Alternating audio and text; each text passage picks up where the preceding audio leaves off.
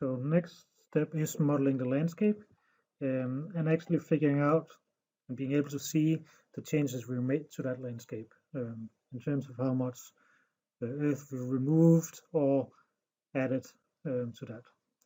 So again, I go to Masking Inside, and the function I'm looking for here is graded region.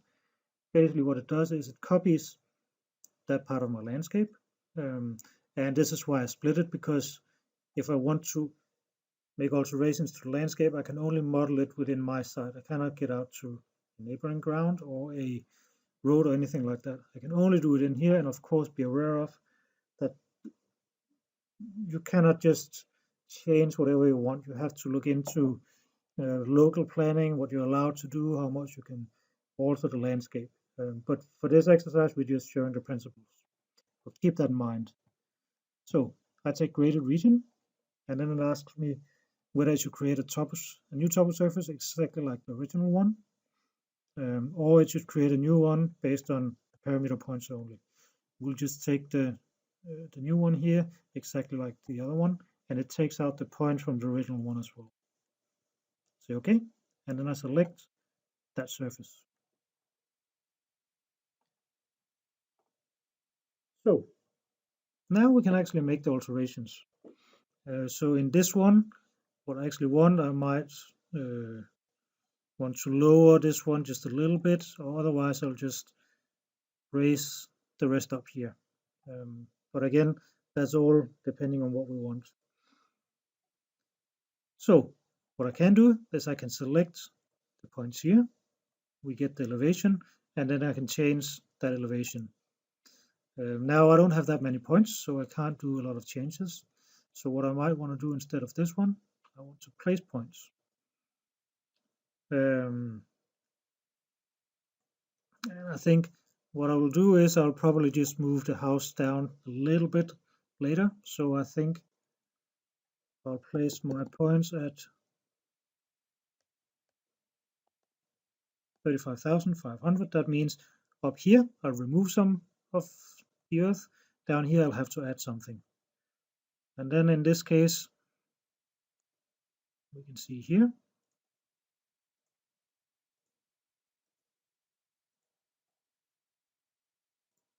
I'll just place them around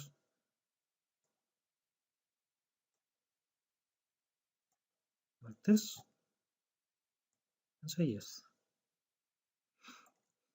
This was a very quick and dirty way to do it. Now I can see if I can get my area. That's the property line.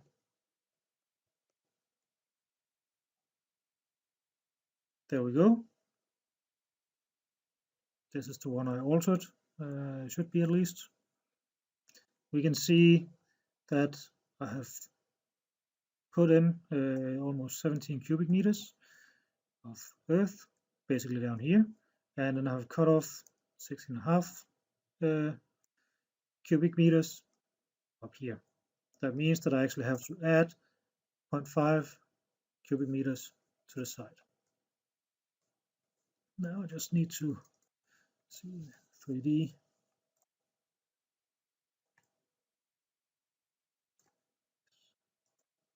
So now I could actually delete this one. That's the old part. And then I have the new part down here.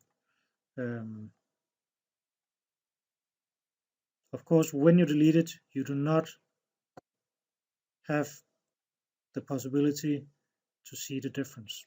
So a good idea could be to just hide that one. So there we go. And now it looks, if not perfect, but at least fair enough.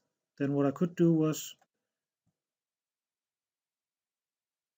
go in here, and of course I can't select it right now because it is pinned. So I just need this one. Then I'll just unpin it and go out and find my elevation 35. So I'll put it down to 35,650. Okay, again, image, there we go, 3D, I just placed a bit more reasonable on the ground. So this is a really quick way to do it. The last thing we might want to do here is to make a schedule with the amount of earth we have added or removed. And we do that by going into schedules and quantities, right click. Let's see, that should be use schedule and quantity. And see if we can find a topo surface. There we go, topography. Okay. I need cut. I need fill. And I need net cut fill, for example. Okay. And then I have the data. And the one I'm interested in is, of course, the bottom one, because that's the one I'm working with. So this was a really quick introduction to how to adapt and model the actual landscape.